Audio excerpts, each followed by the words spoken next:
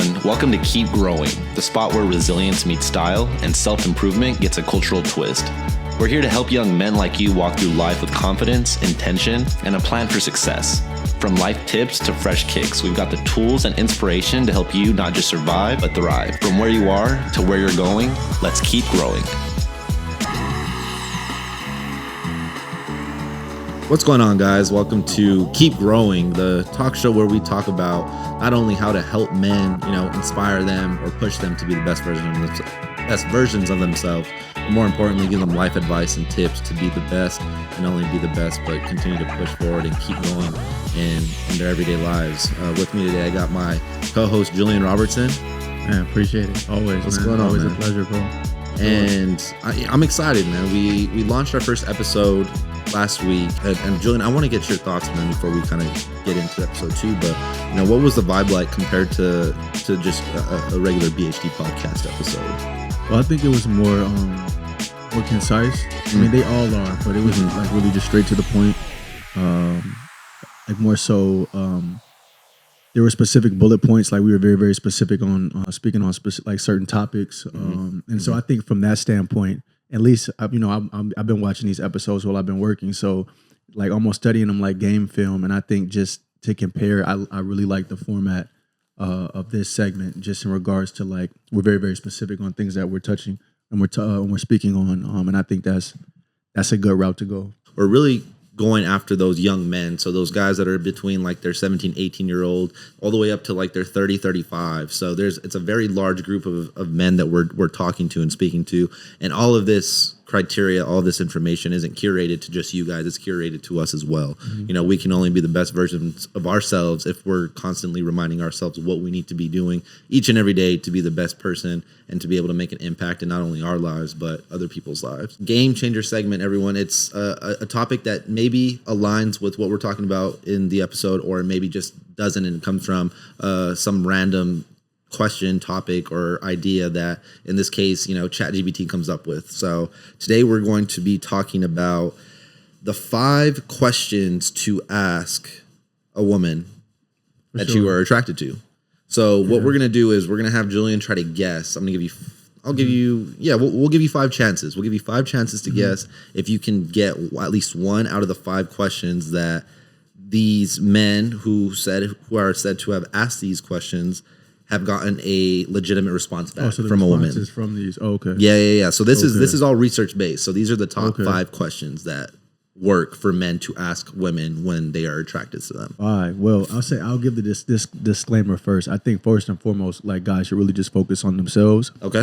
First and foremost, and lock into themselves, and then on their journey, if a good woman comes, there we go. You know what I mean? Then you do your due diligence. But first, always stay true to self. There we go. Stay focused on self. But to the answer to the questions. This is like off the jump. Oh, immediately. Like, okay. Like, don't know who they are. Just like, where are they from? Is that no. Okay. No.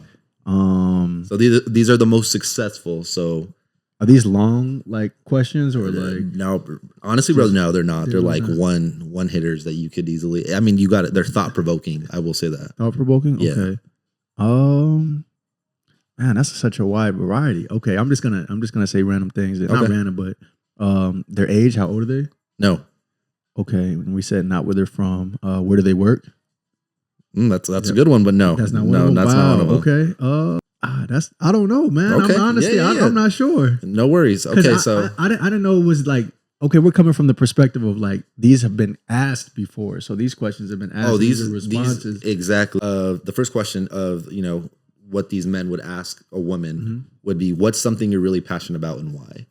Okay, that's a good question. So I guess I wouldn't off the say rip though. This is off the rip. Okay. So that's what I'm saying. Like that's a thought provoking question to ask. A woman right off the rip. Instantly. Okay. The second question is, if you could live anywhere in the world, where would it be? I thought of you. Immediately. Yeah. Like that question. People are asking these questions immediately. Yeah, dude, immediately, which is crazy. Yeah.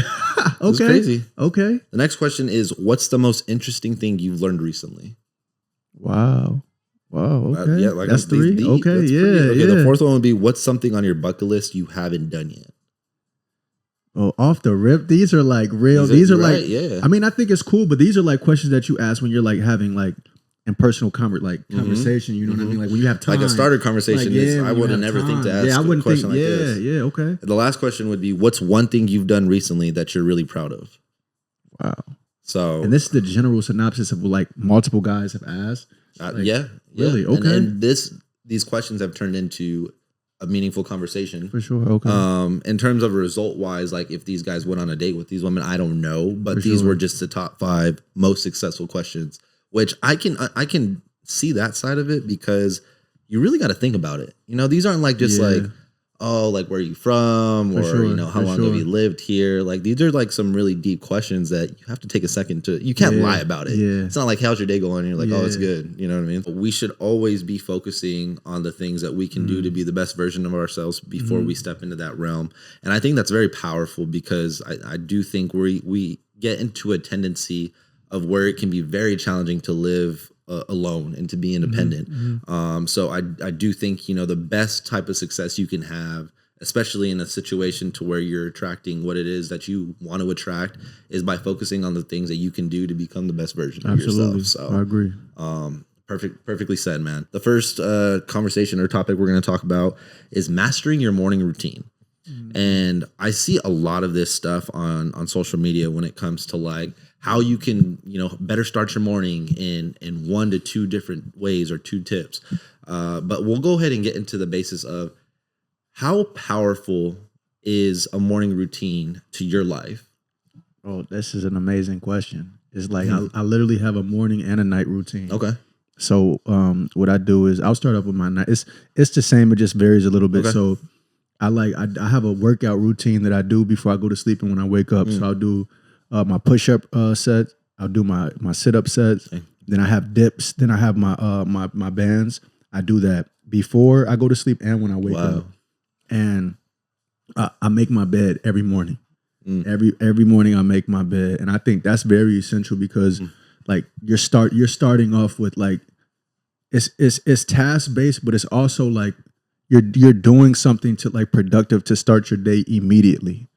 And some might say, oh, well, you're gonna get back in your bed like at a certain, but it's like, yeah, of course, but like hopping aesthetically it looks amazing when you make your bed, and then also like it's immediately doing something productive.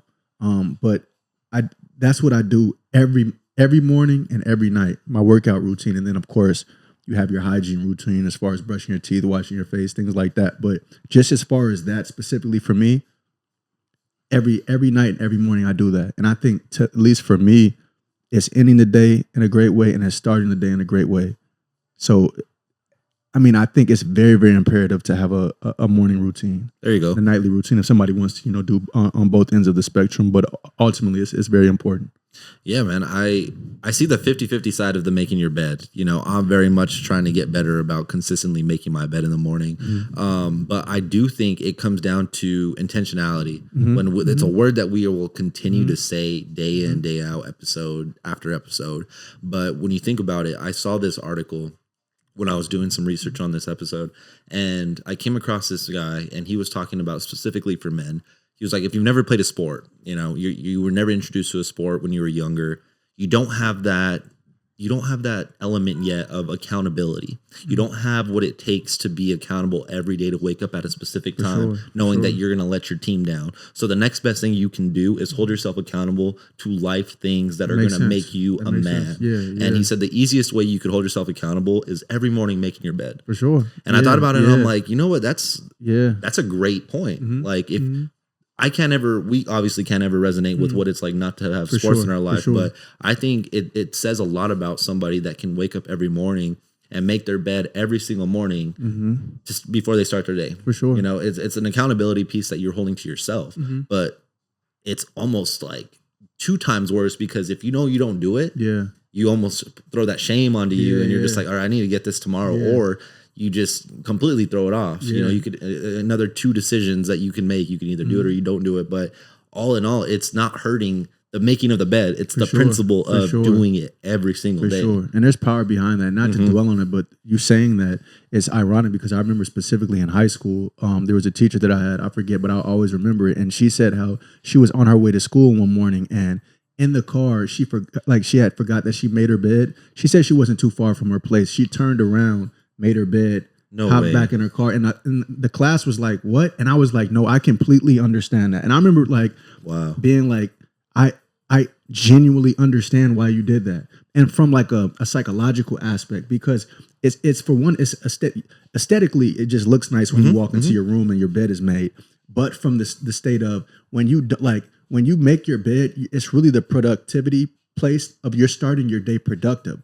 And some might say if the bed isn't made, it could be like, well, you're starting your day in a mess type There you of go. and I can understand that. Even when I was young, I just always, even before I understood maybe the psychological aspect of it, I just always I've always been neat. So just from that standpoint alone, it was like, I'm gonna make my bed. But then as I got older, I started to understand and hear certain things like, no, this is how you start your day from a productivity standpoint, and how that plays into like you starting your day a certain way. You know what I mean? And the adverse of maybe not doing that. But I just say that to say, like, I remember vividly her saying that and being like, you all are in here tripping. I completely understand why she did that. She understands the mindset of, no, I have to start my day a certain way. And if I don't, it's me starting my day a way that I don't want to start it. And it's very, like, we say the small things, but it's not the small things. Right. These things are big things that add up and they make sense in our lives. So it's detailed work that absolutely, that very little or very small few, in this case, a few men will take into consideration when it comes to like living a productive life. For sure. You know what I'm saying? So that's why I'm very much at the mentality of getting better about making my bed, whereas my accountability shows up in other areas of my life where that kind of saves me. But if we're talking specifically for just somebody that, you know, is in that mindset of being lost, like, I don't even know where to start. Do I just wake up and go to the gym? It's like, no, bro. Start small. You know, start small and start with your bed. And then your bed is going to carry over into showing up to the gym 3 or 4 times a week because you were accountable in the morning. Exactly. You know what I mean? Exactly. And it carries over in the rest of your life. Absolutely. So, no, that's a great point, and that says a lot about your teacher. At the end of the day, like that's I was mind blowing to me. I'm like, man, to turn around and just completely that's dedication and accountability in its own way. So when it comes to, you know, you're up, you get in your small little workout in, and then you step away. I think one tip that I can definitely give that I've seen a difference in is starting your morning with like a glass of water, cold water, man. Like I recently just started putting lemon in my water again, and how different I feel in a matter of like 2 to 3 minutes of being wide awake after those 2 to 3 minutes hit, after I have that lemon water, is completely different. For sure. Because what I used to do was I would wake up in the morning, I would brush my teeth, and I would go straight to the coffee. Okay. Like straight to the coffee just to like wake me up, especially if it was after a long night. But now I've gotten a lot better about, you know, waking up, washing my face, brushing my teeth, and then I'll go in and I'll get my lemon water. And 2 to 3 minutes, dude, I'm just like wide awake. I feel ready. And then I'll take because I'll go to the gym in the mornings. I'll take my pre-workout 30 minutes after I've been awake. So that way, you know, I'm not having that supplement of like that crutch being able to help me get up. I'm just naturally up. And that way when I go to the gym, I just see a completely different type of workout. So that's good. I guess in the morning, my tip of advice would be start your morning with, you know, obviously if it's a small workout, it's a small workout, but start your morning with at least 30 minutes of just one glass of water, just having one glass of water, and that's it. And if you go into like the fasting, you know, some people will fast for 11 to 12 hours, which I don't have much information or research behind, you know, the fasting process. But what I do know is starting your morning with some water, huge game changer. For sure. Yeah, absolutely. I think there are a multitude of things, intermediate fasting, which I honestly, I partake in a sense. Like I don't eat until a certain time. I do smoothies, so I'll make a smoothie in the morning, or I'll make a smoothie the night before, and I'll drink that throughout the day until it gets until a certain point, and then I'll eat. But I think just ultimately figuring out what routine works for you best, that's healthy and that makes sense.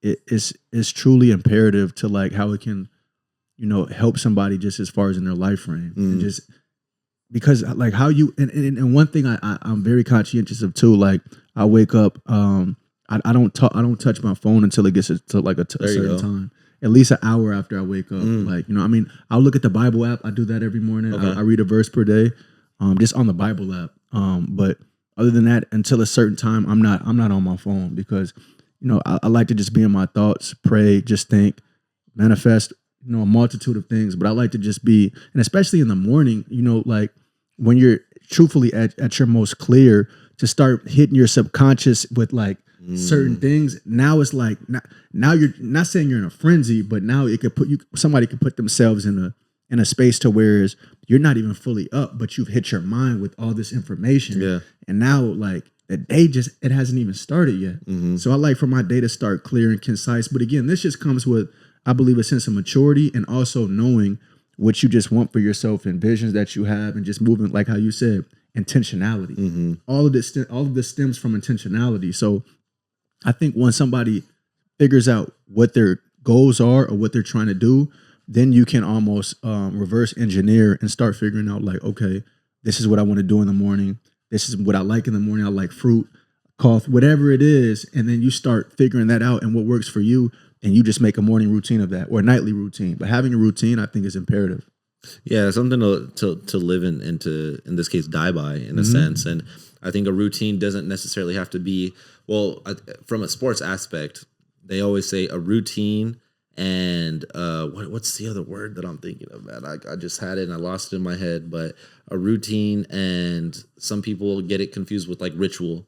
Whereas it has to be the same thing. There's been players that have said it countless times. Okay, like, for sure. If your environment switches up and you can't stick to your routine that's starting at 9-10 every single day and you're wearing the same clothes, like that's taking it in a whole different other mentality. Yeah. Like you're taking it's superstitious. Yeah, it's superstitious. You're not, that's out of the routine, because a routine is going to change. You're going to travel, in this case, to a completely different time zone, to where your 9 o'clock in the US is not the 9 o'clock, wherever it is you're going. Maybe you're 3 or 4 hours ahead. Maybe you have jet lag and you're still in the US time. Like it looks completely different. So I think the main thing to take out of this in terms of morning routines is to understand that there is your foundation that you can live by. And that's every morning I'm going to wake up, not look at my phone for an hour, go get a glass of water and have some fruit, not eat for an hour. And I think that makes it doable enough for you to adapt in those times, to where, let's say you work till, midnight, 1 a.m. and you need to wake up a little bit later, you still start it the same way. For sure. You know what I'm saying? So I do like what you said, though, about the fruit. And I think fruit is so crucial into, a man's diet because of the energy that it provides. And you really see what it can do for you if you have it first thing in the morning. And I think the first thing in the morning is so huge with whatever you're consuming in your body, because that is what's going to give you that energy and really spark, really wake you up. And those two things, water and fruit, I've seen a huge difference in when I got older, of, wow, this is actually making or breaking my days. Really, that's what it came down to for me, is like, I understood that if I eat fruit in the morning, it's going to make or break my day, compared to if I have, and there's times where I'll have like, some DoorDash, or like I'll have a donut and I'm just like, oh man, I'm not feeling good. I'm sluggish. Yeah. No, so I ultimately, and I think what you're saying is, figure out what's the best routine for you. But at the same time, there are healthy routes that you can take that are going to like actually like help you in regard, like, because think about it, you wake up, is your body really ready to smack a meal? You know what I mean? Like, not real. I mean, I've seen people do it. I think probably we've all done it at a certain point, but to wake up and just start eating, or to wake up and just start listening to music, or to wake up and get on the phone, or like, you haven't really fully awakened yet. And then you're just bombarding yourself with all these things. But taking your time, being intentional about what you put in your spirit, what you put in your body, what you drink, what you eat, what you listen to, what you watch right when you wake up, that should carry into the rest of your day. Of course, I mean, it might alter and change, but at least when you wake up, having a routine is important. And I would say the same for going to sleep as well too, which I get it. There are variants and there are variations of how people do certain things, but I think there's just a certain level of discipline, and it's imperative. I think it's imperative. We can say on the wake up, or on the end in regards to going to sleep, but having a routine, I think it's essential on both ends.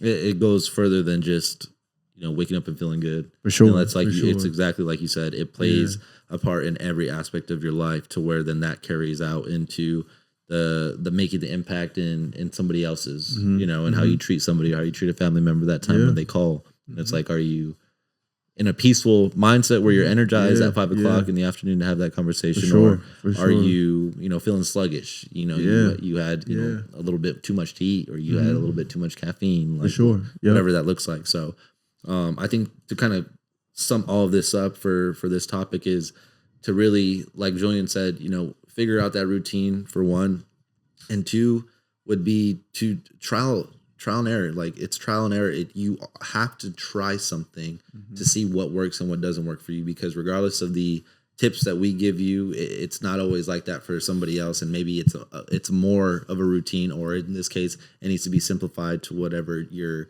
type of day or environment looks like. So always be open to trying and looking at the end goal of something's gonna give, rather than if it doesn't work in a couple of days, it's time to give up. You know what I mean? So that's a great first conversation. What does confidence in a man look like to you? Good question. If you could explain it in an action, or if you have an example to give, like, what does a confident man look like? Yeah, that's a really good question, man. And I think ultimately, I think there's a certain level of what's the word that I'm looking for? I think truthfully, it's not even it kind of alludes to what we were speaking about in one of the previous episodes, but it's not anything to where it's like words are said, or of course they're action based, but if we're talking about just in general, I think it's just the disposition of a man in regards to, it could be how he dresses, his body frame, which you can tell if somebody works out, and just how he carries himself, how he carries himself, how he walks into a room, and then when he starts to verbalize things, how he speaks to people, whether it's a handshake, eye contact, the words that he uses. But subsiding anything verbal or anything of that sort, I think is truly something that comes from within, that can just be seen based on his disposition. I think that's confidence. You can see just based on how somebody walks, their stance, how they dress, how their clothes hit their body, if they work out or not. I think all of that encompasses confidence, because somebody can operate like that and then speaking, and you're like, well, I perceived you a certain way, but you're not really like that. Yeah. But I think when it's true confidence, it's not voiced.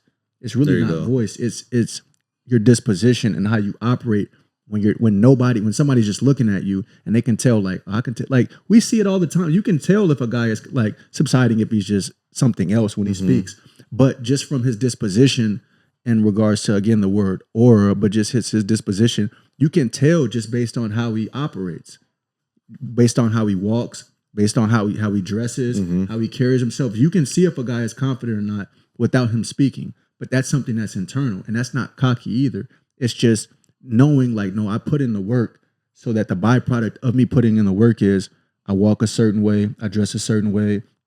When I walk into a room, it disseminates a certain aura. That's all internal. So I think confidence comes from within, and then it just shows through the light of whatever work you're doing within yourself. When you're walking, when you're working out, when you're going to wherever you are, people can just tell, like, that's a confident man. But it's all internal. I believe it's an internal thing, and then it just is seen. That's the byproduct of the work that you do within.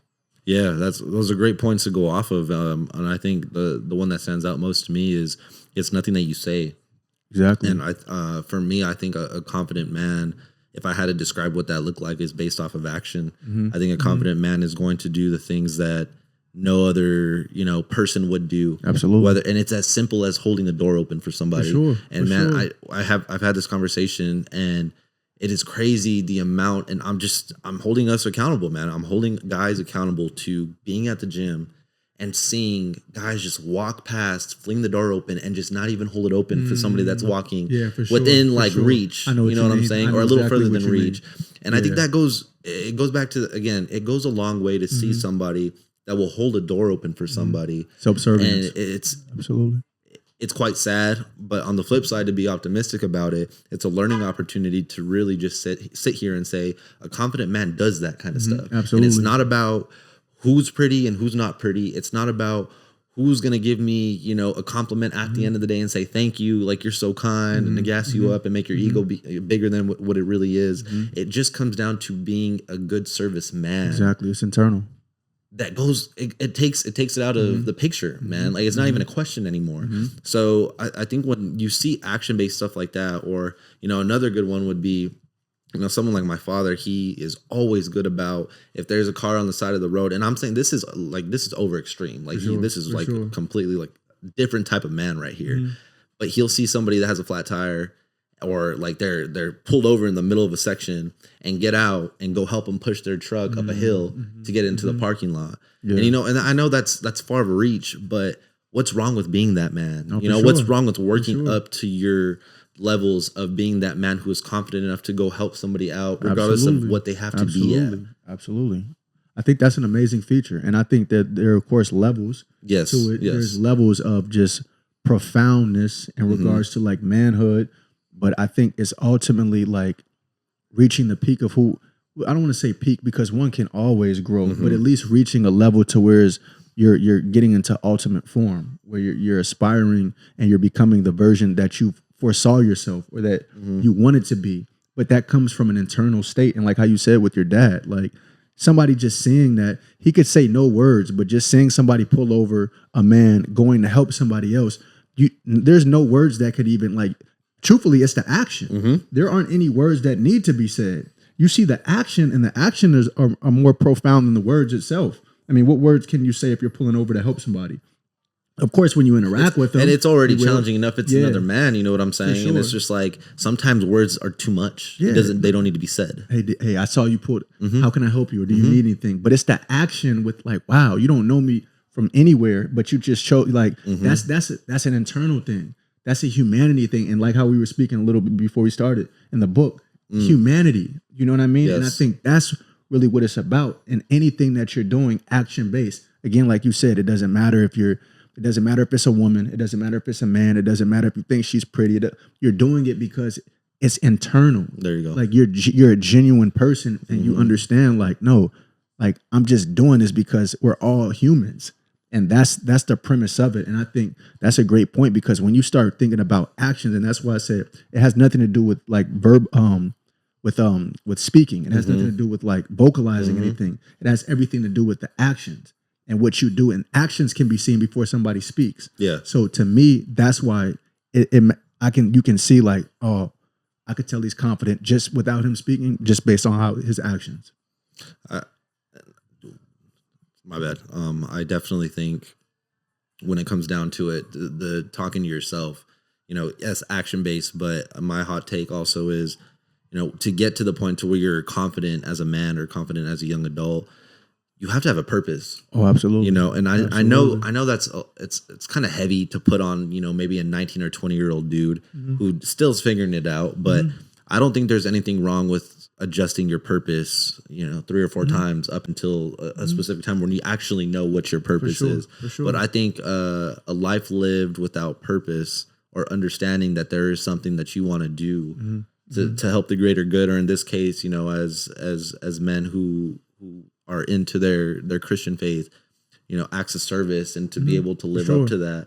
Like I think that's the ultimate confidence that a man can have, is finding their ideal purpose to talk to themselves within. Absolutely. Because then it carries out. It's not about a door being held. And I'm going to keep going back to that example, because it's as simple as holding a door open. Because when you think about it, and you have that purpose driven, and you know what you are as a man, and you know what you're trying to accomplish, that door is being open for anyone and everybody. Absolutely. Like I will sometimes go back to open the door for, I'll stand there for like 5 minutes, bro, because I'm just like, I see somebody way across the other side, and I would feel bad if I just let it fly, fly in their face. So I think it's not extreme to think of that from the inside out of finding a purpose first, so that way it dictates the rest of your life and how you step in it. And I would even say this, if somebody's even like conflicted on like purpose or anything along those lines, I think at the premise is genuinely about like what's in your heart. Because there are people who necessarily might not know what their purpose is, you know what I mean, in certain instances. But if at the root of it, it's just genuinely you having the understanding of, no, I'm just a genuine person. Like I'm just like, I just have a good heart. Yeah. Then it's at the premise is, I'm gonna do this because you're a human just like I'm a human. So it's an act of service simply because we're all humans. We're not on this earth alone. We're together. And so from that standpoint and from that mentality, I just look at it like, of course, yes, those are things that disseminate confidence without anybody having to speak. There you go. I like that. So I'm going to ask you another question. These are all obviously researched and fact-based, but these are the 3 common mistakes guys make. And I want to give you 2 chances to see if you can guess one of those. In what realm? In the same topic that we're having of, living by confidence or trying to think that they're living by confidence, and that's taking up their persona. Okay. So these are the 3 common mistakes, whether it's things they believe in, things they take action in. It's not specifics, but it's more of like the values of things. Okay. And 3 things, guys. What is it again? 3 common mistakes guys make when they're trying to enact as a confident man. Okay. Maybe I could foresee maybe being or operating in a way that comes off cocky because they're trying to show themselves in a certain way. Mm-hmm. Okay, so cocky, talking about themselves too much. Is that one? Yeah, that's that I would say so too. So the 3 ones, and it's worded weirdly, but you're right on target. Overthinking everything you say. So that's one that you didn't mention. You didn't. Using material things to impress rather than character or humor. So that's one of them. And then coming across as too eager or desperate, which I would say that would be coming across too eager, which I don't think eager is the right word. I think cocky is a word to be described. Some people I could see eagerness though as well. You know what I mean? Because that does, being overly eager, it is a sense of like desperation to where it's like you're not used to it and you're overly like adamant on whatever it is, whether it's like conversation or sin, whatever it is. That is a sense like nobody wants to be around any, like even if it's a homie, you want it to like be like a normal, you know what I mean, vibe, not like an overly like zealous situation. Yeah. So I could understand eager too, for sure. I think one mistake from these 3 that are talked about that is made the most that I've seen and that I probably struggled with in my early 20s was understanding the difference between cockiness and confidence. And those are 2 words that are very strong in my heart, because in order to be humbled, you have to, in this case, come out of a place of cockiness and learn what it is to have true conviction and confidence of what it is that you're actually doing and about. So I do want to stick on this for a little bit of what are your thoughts in a solution and telling some of these men out here that are having issues with identifying cockiness and confidence, because I see the word thrown around just like aura. And same thing on social media of, oh, I'm not cocky, I'm just confident. That almost in a sense, in a nutshell, that saying almost comes off cocky, if that makes sense. You know what I mean? Like, so how would you offer that solution to a guy that's struggling with those 2 different types of environments and lifestyles? That's a really good topic to stick on. But I think truthfully, and it might seem funny, but I think truthfully, like when anybody, I mean, I'm pretty sure most people have done things that could have been appeared cocky. So, you know what I mean? For sure. And so I can understand that. But I think if we really like delve into that, if any of us like, because if somebody's done something that they know can appear cocky internally, you know that was probably cocky. I think, you know what I mean? Like whether we say it or not, like I think people do things and it's like, if you were to really like look at it, you would be like, yeah, I know that's probably gonna like that's probably a cocky thing to do. But so that's why I say like truthfully, like when one does somebody, there are certain people that just live in it though. So there's some people who are just constantly cocky, and it's like, well, all right, this is your personality, but I'm pretty sure you know like you're just operating in a space of just being cocky.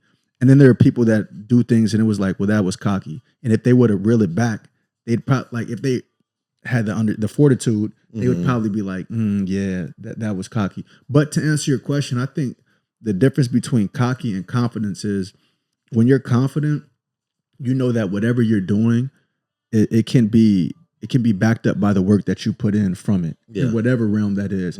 I think when somebody's operating in a cocky space, it's almost you're doing something or you're trying to disseminate a certain energy to give off a vibe to try to make it seem like you're a certain way or you're capable of doing a certain something, whatever it is. But if you're truly able to do that, there's really no need for it. But at the same time, people can just take your confidence in being and you understanding who you are, and they can interpret that as being cocky as well too. So there's variance to it. Again, I understand there are different variations to it, but ultimately, I think the difference between confidence and cocky is when you're confident. You like if you do calisthenics, right, and you know like you're able to do 20 pull-ups or 20 push-ups, whatever it is. There's no need to brag. You can just do it right now. Yeah. You can just do it. So if somebody was like, "Oh, you're cocky for doing that," how? I just did it. Like I'm not cocky about it. I'm just doing what I know I'm capable of. But if somebody's like, "Yeah, you know, I can do this and I can do that," and then they go do, and then it's like, "Well, just go do it." You know what I mean? Just go do it. There's no need to do it. So not to be long with it. I think when you're confident, you just know you're able to do certain things. When you're cocky, you almost have to like put a battery in your back to try to make it seem it's a like facade, it is. man. Yeah, it's kind of exactly. I think, and that exactly you answered it perfectly. And that's, I mean, the only thing that I'll add to that is, you know, cockiness is pretend. Yeah, you're pretending to be somebody, and it's not that you're not it. Maybe in that moment or in that that point in your life, you are. Yeah, for sure you are. For sure. But you are putting on a persona that isn't genuine, and that's the part that I don't think I won't say like there's ill intentions from the guys that are cocky. I will say like I will give them some grace of I don't think they intend to be cocky. I think they're just trying to survive and fit in to be able to feel, you know, at peace and complete in their element for sure. But as a guy and as a man, that when you grow into that, you understand that it's not comfortable to be able to live in that type of skin all the time, man. And I think the easiest way to look at it is in sports, like these athletes out here that you can do cocky things for sure, but that's, you know, that's not really up for us to decide. We can, as analysts and we can, as commentators, say, oh, that was cocky. For sure. But in reality of it is, what does his day-to-day look like every single day? Was that one moment that you thought he was cocky, maybe perceived as cockiness, or was it true confidence and conviction? But because he wins all the time, it looks like it's cocky. So I do think there has to be more of a process orientated mindset when it comes to how we're in this case perceiving or in just being able to look at somebody and interpret it in the term of, okay, what is it they actually are? Because I come across a lot of guys who are very confident, but confidence also scares people. It does. And that's when it can be perceived as cockiness. And I don't agree with that because they show all of the goods and rights in that moment. You know what I'm saying? There's nothing unpure about who they are as people. They just are very confident people. And you can't worry about that. No, you can't. You can't worry about because that. then now we're not even talking about cockiness. We're talking about insecurity. Now on the other side of it, it's the insecurity part. But I think to just kind of go off of that, as a confident guy, you may have moments to where you get into that realm of, you know, being cocky. We all have an ego, so that's going to get, you know, spilled out a little bit, but it's up to you to come and reel yourself back in, or life's going to reel you in. Absolutely. You know, then here comes that humble part, and that's where God comes knocking on your door, and it's like, it's time to settle down. Yeah. Or you'll come in contact with somebody who's better in whichever aspect. And if you're going to be honest with yourself, that'll check you too. Absolutely. So whereas if you're operating in the space of being cocky and there's somebody in whichever frame it is, they're better in that realm, it's like, it's a mirror to your face. Like, you're not really like that. Or you might not be, or you might be that, but there's always somebody that has a little bit more in whatever realm. There's always one person there's out there. There's always somebody that's better. And not saying as a person, just in whichever space. So for sure, there's different elements to it. For a solution, I would say, you know, and I want to hear your solution too. Again, my solution for, you know, catching yourself in this confidence and cocky and, you know, meter, we'll call it a meter because it's we're trying to stay in the middle of just being confident and not teetering over to the cockiness part. But I would say to check yourself is to really identify the areas that you're not him in. And what I mean by him is you lack, you're weak, you are insecure about. Because the more oftentimes that you're able to acknowledge that and understand that those are the areas that you need to get better in, you're always going to be confident into yourself of knowing that you have things that need to get worked on. Whereas when you're in your cocky mindset or in your lifestyle, you're not even looking at those things. You know what I'm saying? Like you don't want to look at them because it's very, I wouldn't say dark, but it's not who you resemble in the good times of whenever you're getting gassed up for being whatever it is that you run yourself by or whatever you label yourself as. So what would your solution be for this? Yeah, to not venture off into like the cocky space. That's a good question because it takes a certain level of like internalization to Yeah. like have that thought. I think the biggest thing is, and this can just come from like at least trying to be as sound as possible, is not wanting to be humbled by like, for one, by God, but also just in certain situations. Because when you teeter into like the cocky space too constant, it's almost like driving a car and like you're just I like driving that. fast. Yeah. So at a certain point, there's going to get to a point to where you need to slow down, or you might not be able to like slow down quick enough, where something comes and it's too like you're not in control. And that's how I look at when people live in a cocky space. You're not in control. You're just constantly you're living in a space of just fast driving. There you go. And so I think when you're confident, you can be in the slow lane. You're cruising because you know, like, yeah, you can speed up if you need to. You can go to the next lane. You can do however you need to, but no, you're cruising. You're listening to the music. You know, like you're gonna get to the destination. When you're just, and we see it all the time when people drive. It's like he or she, they need to slow down. Yeah. Yeah. You know what I mean? I think that's how I look at cockiness. So just being aware of. That's a great picture. I love that picture, man. Like Yeah, I never heard that when before. You're cocky, when you were asking it just came to me. I thought about it because I'm like, no. When people now, there's nothing wrong with having spaces to where it could be like, okay, let me veer back. Yeah, yeah. That's cool. It's like driving. I'm driving a little too fast. Let me slow down.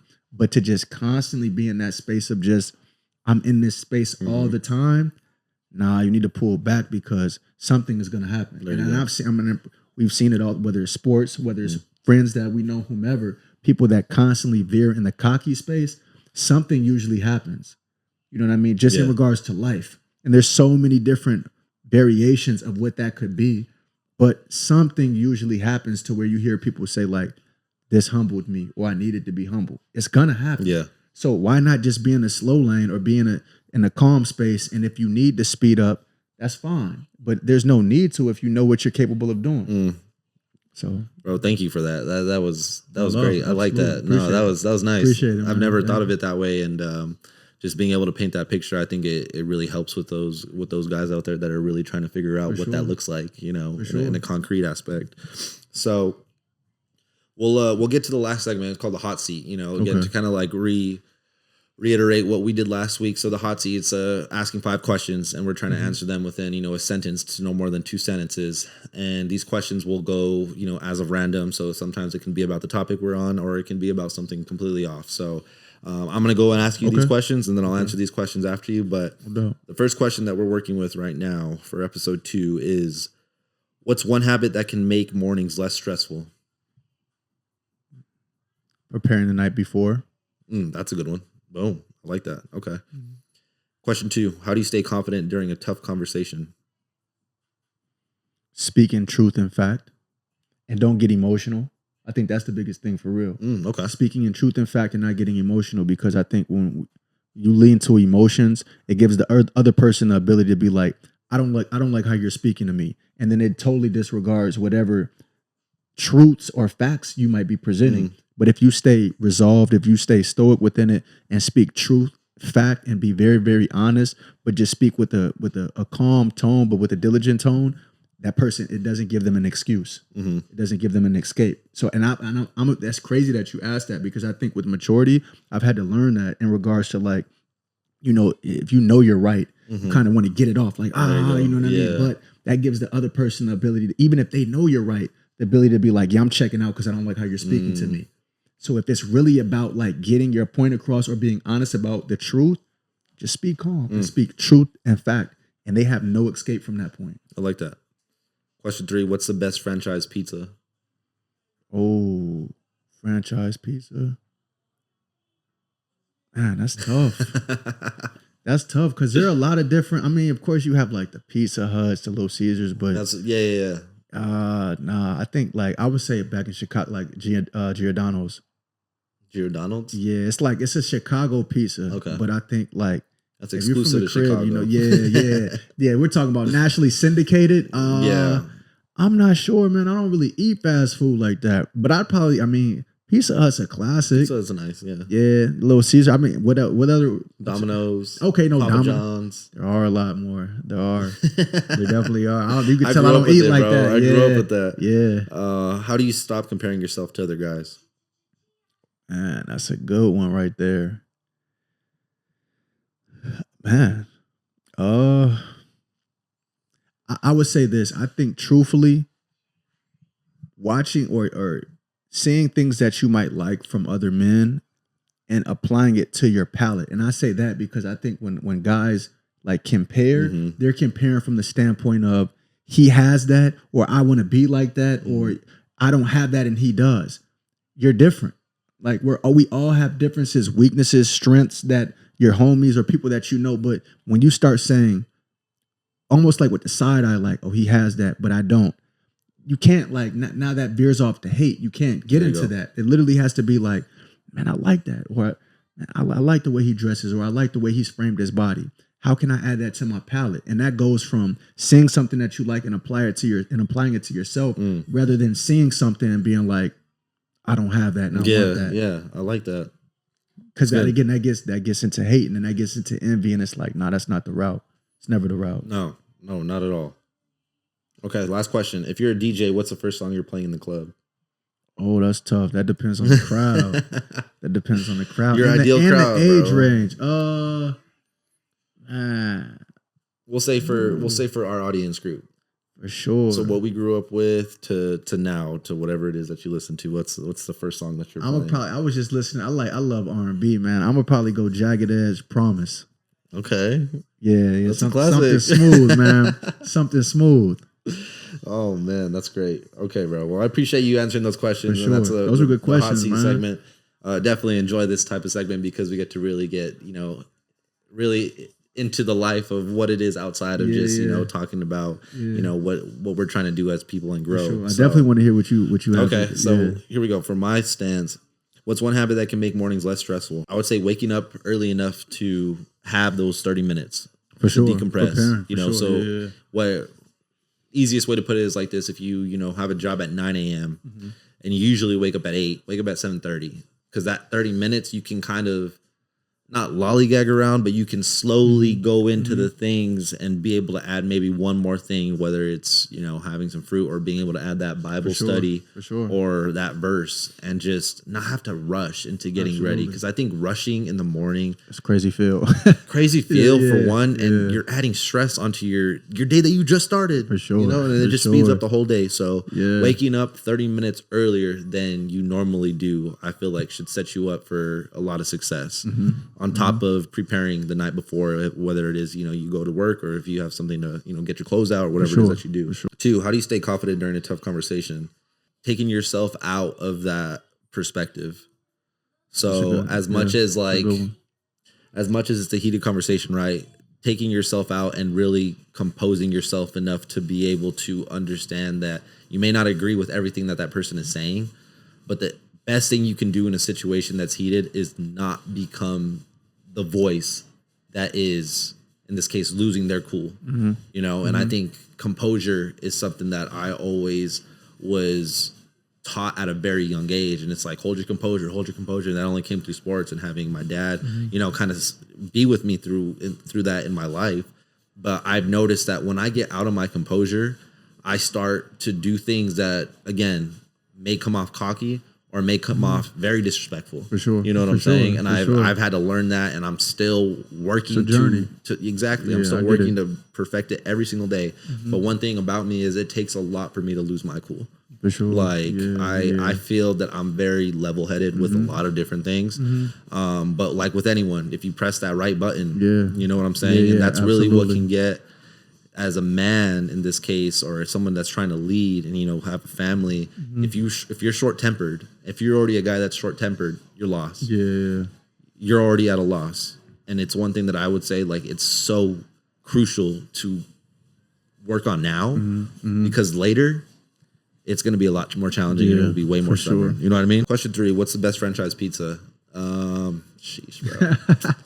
I like Pizza Hut. I've always liked Pizza Hut growing up, but Domino's, I will say, has some pretty good pizza, and that's cheese sticks are fire. I've never had their cheese sticks. Oh, for real? No, breadsticks. My bad. Or breadsticks.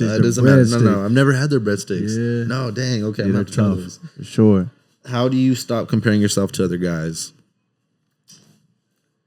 Being okay with being different. You know, there's similarities in all of us men, but I think the one cool part that I've always loved about myself very recently is how different my journey is. You know, and it's your journey. And I think when you're seeing it from an authentic perspective, it plays onto the confidence that you live out each and every day, knowing that you get to wake up and live out a journey that was only written for you. Regardless of what your name is, the family you come from, the money you have or you don't have, you get to wake up every single day and live out your journey that only was written for you. In this case, that God wrote for you. So I think that for me is how I've been able to stop comparing myself to other guys, is by understanding that my journey is authentic. If you're a DJ, what's the first song you're playing in the club? Sugar Hill Gang? Sugar Hill Gang? Rappers of the Light? Rap. Oh, that's super. Yeah. Come on now, bro. I could recite that whole You're going far back. You're like going beginning of rap. Here's the thing, bro. Here's the thing. When you grow up, and like, granted, me and Julian, we're only a couple or a few years in age gap in how old we are. But when you grow up with a certain type of music, respect. You can never go wrong as a DJ by playing something like that. That's very true. Yeah, at a club.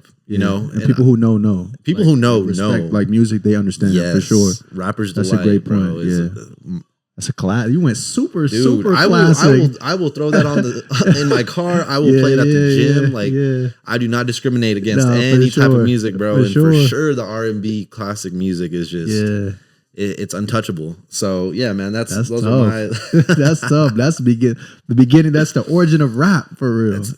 There's not a better time. Solid. If there was if there's anywhere I could go back to, and let's say the club atmosphere, I would go back to that. Yeah, where it's pure, man. Dancing, grooving. Like, that's a whole nother conversation, man. I think that element is far gone, man. We're gonna touch on that next time. Sure, we'll touch on that next time for sure. But like I said, with us, you know, coming on episode 2 and being able to work with not only, you know, the things that we're trying to get better at, but also the things that are in our world, it all aligns with us being, you know, blessed, humble, and determined. And the only way we can do that is by, you know, again, mentioning our losses. And I think the crucial thing that I love and I appreciate about you, bro, is that you're able to talk about the areas that you're still working on in your life, because that shows me the true, you know, the true person that you are and where your walk is, because I couldn't relate to somebody that thinks they're perfect. I couldn't relate to somebody that's like, I'm too good to talk about this or what I'm not doing well in my life, because it doesn't necessarily align with me. So, I appreciate that. Likewise, I appreciate you.